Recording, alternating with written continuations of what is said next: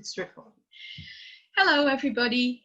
In the weekly online community chat, we try to take a different topic each week where you can get tips from experts and have the chance to talk about the topic amongst yourselves in breakout rooms. Today's topic is presented by Michelle Moritz. Michelle is one of our volunteers, and for some time she worked for Empower Amsterdam as the marketing coordinator, and since then she completed her coaching training and works as a volunteer coach as well as having her own coaching company.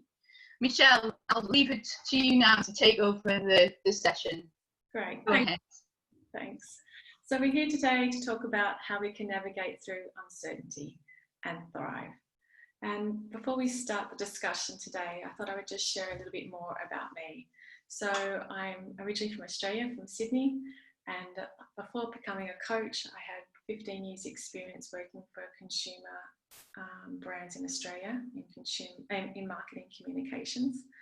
And it was actually a period of great uncertainty in my life when I was made redundant that I sought out a coach myself and experienced firsthand the power of coaching and fell in love with the process, which led me to a year later retraining as a transformational coach. Some fun facts about me is that I'm a meditator. I believe in the power of stillness and pausing. I'm a mum and I'm an aspiring surfer, which I don't really get to do much here in the Netherlands. But we're here today to talk about uncertainty. And uncertainty is one of those things that we all experience in different junctures in our lives, in our careers, in our relationships, and even our own personal identities. And it's something that many of us have felt very acutely in recent months as a result of COVID-19, where there's been great uncertainty in our working life, when, how we can work, in our home life, perhaps balancing working from home and home learning and schooling, or even just the uncertainty of having everyone at home at the same time all day, every day. And also in our social lives, when and how we can connect with the people that we love.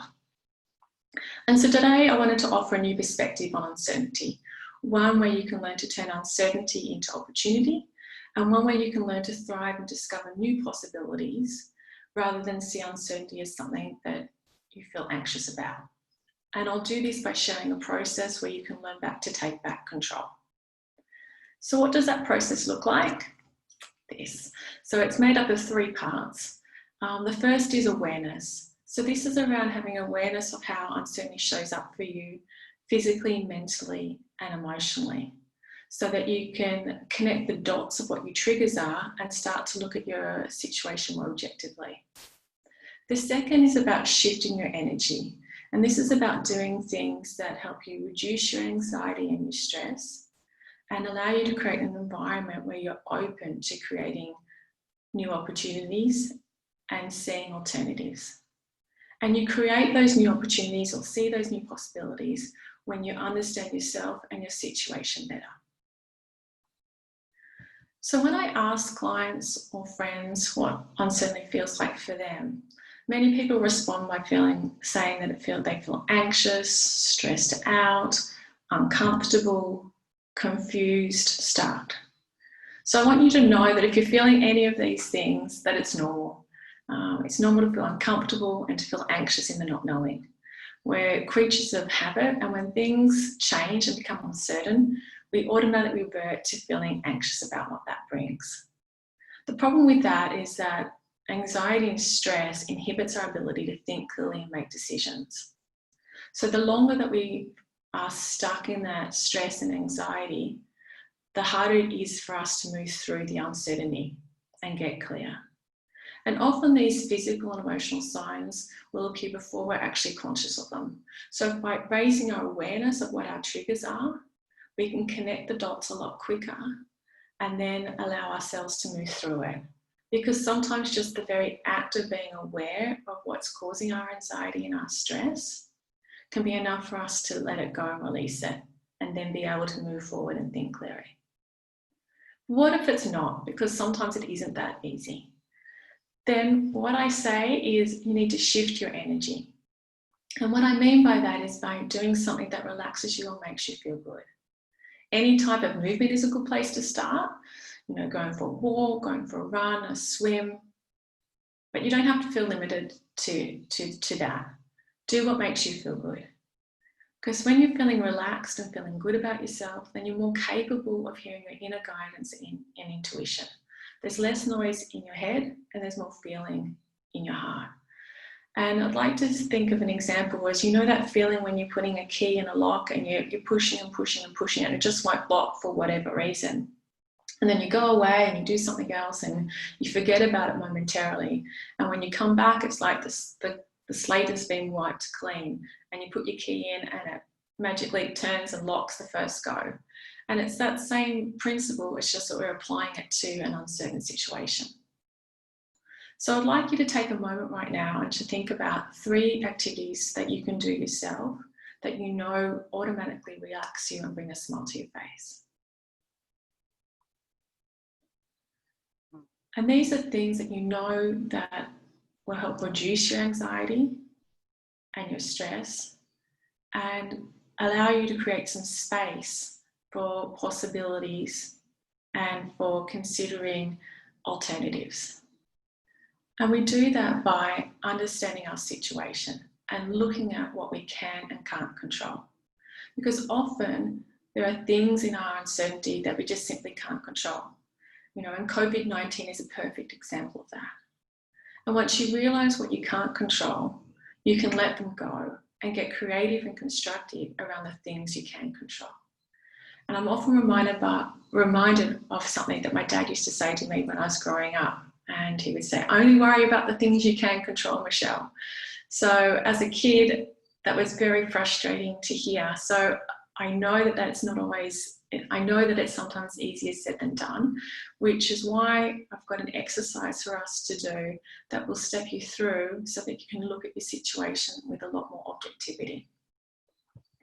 So if you haven't got a pen and a paper, please grab one now. And what I want you to do is create 2 columns. On the left-hand side, headed up with what I can't control, and on the right-hand side, headed up with what I can control. But first, I want to share an example with you of how I see this working in practice. Often with my Empower Amsterdam clients, they come and they are unemployed and looking for work. And many of them also don't speak Dutch. So the pool of jobs available to them is somewhat reduced. And some weeks when I'm checking in with them, they might express a lot of frustration because they said, well, there just weren't any available jobs to apply for that week.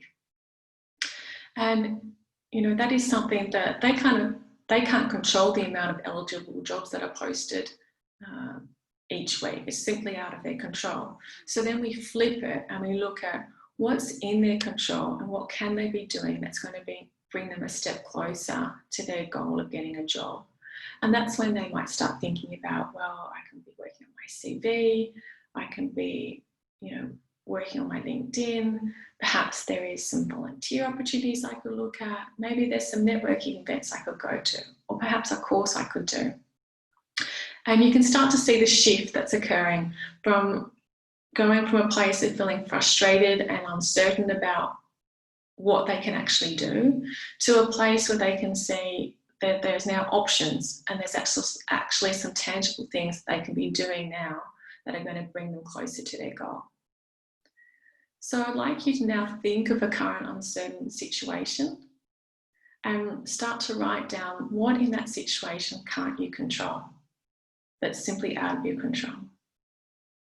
And if you don't have a current uncertainty, perhaps you'd like to think back to a past experience, one that you want to learn from.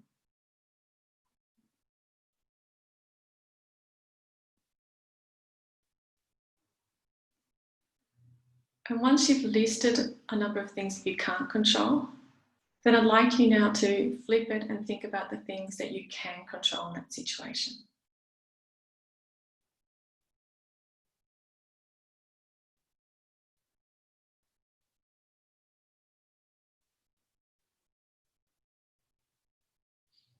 And once you've completed that, we're going to go into our breakout rooms for a deeper dive with some coaching questions.